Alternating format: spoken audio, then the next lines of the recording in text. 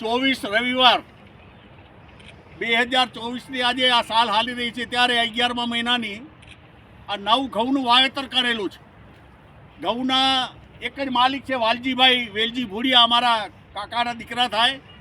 ગાય આધારિત કૃષિ કરનાર આજે 14 થી 15 વર્ષ એ ગાય આધારિત કૃષિ કરી રહ્યા છે. અત્યારે ઘઉંના પ્લોટમાં આવ્યો છું. ઘઉંનો પ્લોટ એટલા માટે કે મારું પૂરું માર્ગદર્શન છે એમને. અને જે ઘઉં જે છે એમાં આ 3.5 કેરા, આ 3.5 કેરાને શરદ પૂર્ણિમાના રાત્રે એને ચંદ્રનો પ્રકાશ આપેલો હતો. એ આ 3.5 કેરા છે. અત્યારે એની લીલી હરિયાળી એની આખી અલગ પ્રકારની છે. ચંદ્રની અંદર આજે અમૃત છે એમ આપણે શાસ્ત્રો બોલી રહ્યા છે. આપણે પૌવાને દૂધ ચંદ્રના પ્રકાશમાં રાખી અને આપણા શરીર માટે આખું વર્ષ સ્વાસ્થ્ય સારું રહે એમ આ બિયારણને આ રીતે અમે એને તૈયાર કર્યું છે. તો એ ચંદ્રનો પ્રકાશ આ 3.5 કેરામાં અત્યારે ઘઉંના બિયારણ ઉગવામાં બતાવ્યું છે. બાજુનું જે છે અહીંયાથી 3.5 કેરા આ મૂકીને અહીંયાથી સીધા ચાસ જુદા પડી ગયા. હવે આ જે છે એ છાશ, ખાટી છાશ અને એમાં આકડાનું દૂધ નાખેલું હતું. 1.5 લીટરના માપ પ્રમાણે 1 ચમચી દૂધ, આકડાનું જે ખીર કહીએ, અને એને પટ દીધો હતો અને છાણાની રાખ આને અડાડી અને પછી એને કોરા કર્યા અને એ અત્યારે આ ઘઉંની વાવેતર કરી. બીજો વિષય એની સાથે જે તડકાનો સમય હતો, એટલે તડકો જે 38-40 ડિગ્રીમાં ઘઉં જ્યારે ઉગ્યા ત્યારે આને તડકો ઓછો લાગ્યો અને સામેનો પ્લોટ છે એને થોડોક વધુ લાગો અને એના માથેના છેડા છે મૂછણ કહીએ અમે, તો એ મૂછણ બારે માથે બરે. હવે તો ઠંડક ચાલુ થઈ ગઈ એટલે સારી અત્યારે ગ્રીનહરી દેખાવા માંડી. પણ ખેતીના જમીનને પટ કઈ રીતે બિયારણને આપવું એ મહત્વનો વિષય છે. એક જ માલિક છે પણ 3 પ્રકારના ઘઉંને ઉગાવવામાં આખો ફેરફાર થયો.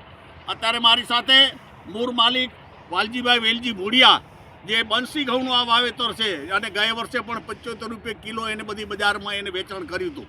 તો આ વખતે પણ એને 8 થી 10 એકરમાં ઘઉં છે. મારી સાથે રમેશભાઈ કારા એ પણ સાથે આવ્યા છે કે એ જાત નિરીક્ષણ કે ગાય આધારિત કૃષિ કેવી રીતે થાય એ અતિ મહત્વનું. કેમ કે આનો પ્રચાર હું એકલો વ્યક્તિગત આપે નહીં કરી શકી, પણ સંઘ પરિવારને જ્યારે અત્યારે અમારા જે વડીલ છે હિંમતસિંહજીભાઈ વસણ એ પ્રચારક છે અને પોતાની જિલ્લાની આખી મોટી આટલી જવાબદારી છે, સંઘ સંચાલક છે, તો એ પણ મારે સાથે આવ્યા છે. સાથે પ્રશાંત પટેલ એ કચ્છ મિત્રના લેખક છે અને પત્રકાર છે. એની નાતે ઘઉં કઈ રીતે એક જ બિયારણ છે, એક જ વાડી છે અને પણ 3 પ્રકારનો આખા પટ દેવામાં બિયારણ જે ફેરફાર કર્યો છે એ ફેરફારને જાત નિરીક્ષણ કરવા આજે અમે અહીં આવ્યા છીએ. 24 તારીખ 11મો મહિનો અને 2024ને આજે રવિવાર છે. અને આવતા દિવસોમાં ખેડૂત આ રીતે તમે કરશો તમારા કેટલા પૈસા બચે છે. ડીએપીની જરૂર જ નથી. એટલે આ પ્રકારનો આખો વિષય છે. એટલે ડીએપી વગર ખેતી કેમ થાય, રસાયણ વગર ખેતી કેમ થાય, અને ખેડૂતોને એમ થાય કે આ બાગાયત તો વેલજીભાઈ કરે છે પણ આવી કોઈ બી ખેતીને બિયારણના પટથી આપણે ચાલુ કરી બાળકને જેમ આપણે સંશોધન કરીને બાળકને જેમ મા એને મોટી કરે એમને એમ ખેતીને, ખેડૂતને અને એના પરિવારને ખેતીને મોટી કરવાની મોટી જવાબદારી છે. આવી રીતે ખેડૂત મિત્રોને વિનંતી કરું કે આપ કોઈ બી રીતે ગાય આધારિત કૃષિ કરો અને ગાય આધારિત કૃષિ મને ને તમને બચાવશે, મારા દેશને બચાવશે અને દુનિયાને ખાનારને બચાવશે. આજે રસાયણને કારણે આજે વાતાવરણ કેટલું ખરાબ થયું છે આપણે જાણીએ છીએ, એની કોઈ ચર્ચા નથી કરતો, પણ વાતાવરણને સુધારશું તો આપણો સ્વાસ્થ્ય બધા સુધરશે.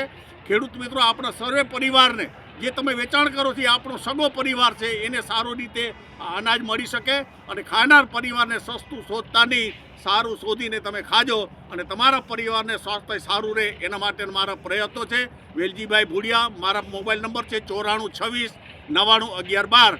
3 થી 6 તમે માર્ગદર્શન લઈ શકો. હું દરરોજ, મારો શનિ રવિવાર આવતો જ નથી, પણ તમે માર્ગદર્શન લેવું હોય ખેડૂતોને તો તમે મારી પાસેથી આ મારા નંબર ફરીથી બોલી લો 9426 99 11 12.